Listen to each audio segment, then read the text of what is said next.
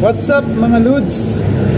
So ayan mga Lods, may bago tayong kinabit sa motor natin. So ipapakita ko sa inyo kung ano yung bagong kinabit natin mga Lods. So nakikita nyo yun, i-review natin. So kahapon may binili tayo na brake clipper, swak na swak mga Lods. So ipapakita ko sa inyo pa tamang sukat ng brake clipper natin sa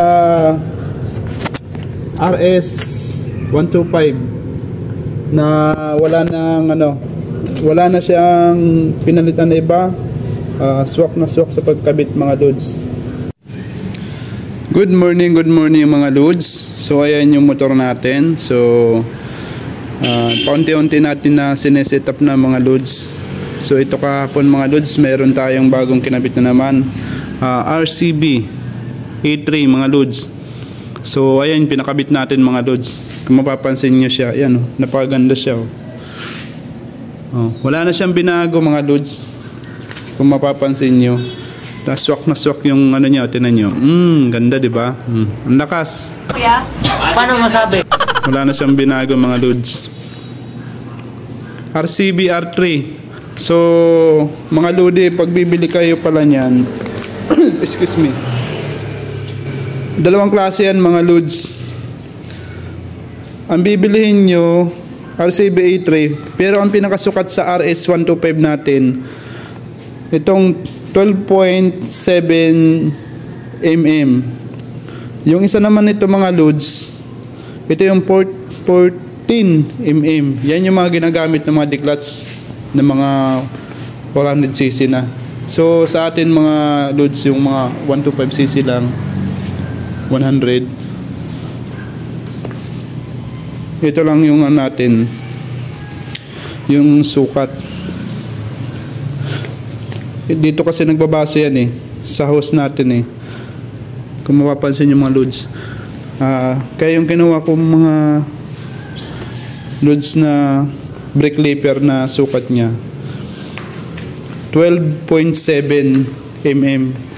So kung mapapansin nyo mga Lods, ito stock siya na galing sa Nissin caliper. Walang putol, walang binago sa brake hose niya papunta dito. Wala siyang binago mga Lodi. Napakaangas. Saka ang lakas ng ano niya mga Lods, ng brake niya. Kunting piga mo lang Dito to yan. Manogan. RCB E3 mga Lods. Yan yung tamang sukat mga Lods sa RS natin. So bago ko pala yan mga Lods ipinakabit at binili, pinag-aralan ko talaga para hindi masasayang yung pera natin mga Lods. Kaya pinag-aralan ko talaga ito mga Lods. Kaya kita mo yung pinakabit natin kahapon mga Lods. Hindi tayo bumili ng hose. Wala tayong binago dyan mga Lods. Kaya kung ano yung stock hose niya, yung hose ng brake, yun din yung kinabit niya. Napakaangas. RCB mga Lods. Comment lang mga Lods sa nagtatanong kung saan ko nabili, at ipapasa ko yung link sa inyo. Comment nyo lang mga Lods. So RCB E3 siya mga Lods, 12.7 mm right hand universal nakalagay dyan. So wala na tayong babaguhin dyan.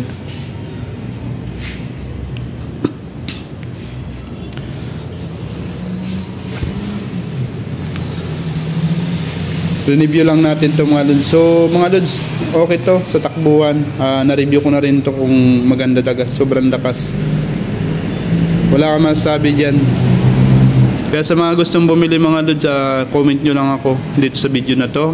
Then ipapasa ko yung link sa inyo para mag-guide ko kayo kung paano mag-order. At then yung tamang sukat nito, kasi dalawang klase yan mga Lods, baka magkamali kayo.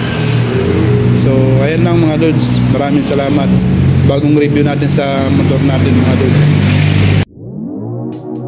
Just like warm days, the springtime get butterflies.